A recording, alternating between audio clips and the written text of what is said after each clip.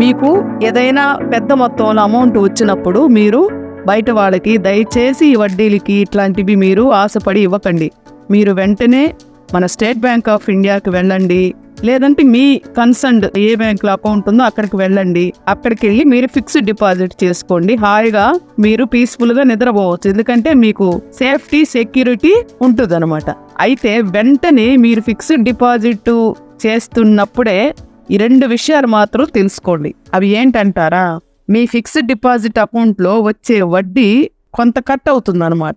ఈ TDS కింద cut అవ్వకుండా ఉండాలంటే నేను చెప్పిన విధంగా బ్యాంకర్స్ని అడగండి, నాకు వడ్డీ మీద ఎటువంటి డిడక్షన్స్ లేకుండా చూడండి అంటే వాళ్ళు మీకు గైడ్ చేస్తారు. ఫిక్స్డ్ చేయగానే వాళ్ళు మీకు 15G అని 15H అని 2 ఫామ్స్ ఉంటాయి, అడగమని చెప్పా కదా, ఏజ్ని బట్టి ఇస్తారనమాట ఈ ఫామ్స్.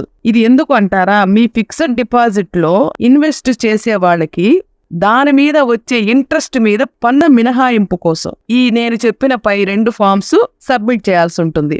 అసలు 15H ఎవరు 15G ఎవరు ఇవ్వాలి అంటే 60 ఏళ్ల కంటే తక్కువ వాళ్ళకు మరియు హిందూ అన్డివైడెడ్ ఫ్యామిలీస్ ఉంటారు కదా, 15G ఇవ్వాలి.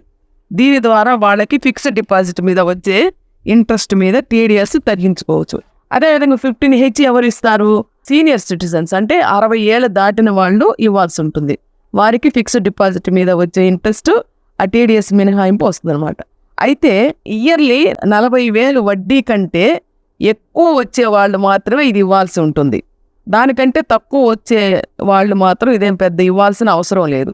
మీరు ఫిక్స్డ్ డిపాజిట్ చేసేటప్పుడే బ్యాంకర్స్ కూడా మీకు చెప్తారు, మీరు మీ డౌట్స్ అన్ని వాళ్ళని అడగొచ్చు, వాళ్ళు మీకు గైడ్ చేస్తారనమాట. ఇది చాలా అంటే చాలా ఉపయోగపడేది. మనం ఏమాత్రం ఫిక్స్డ్ డిపాజిట్ అనగానే మనకి మైండ్లో తట్టాల్సింది TDS పడకుండా నేను ఏం చేయాలి అనే ఈ 2 పాయింట్లు మనసులో పెట్టుకొని మీరు మీ బ్యాంక్కి వెళ్ళి ఫిక్స్డ్ డిపాజిట్ చేసుకోండి. మీకు సేఫ్టీ సెక్యూరిటీ అండ్ మీకు అమౌంట్ కూడా డిడక్ట్ కాకుండా ఉంటుంది. ఇదండి ఈ వీడియో.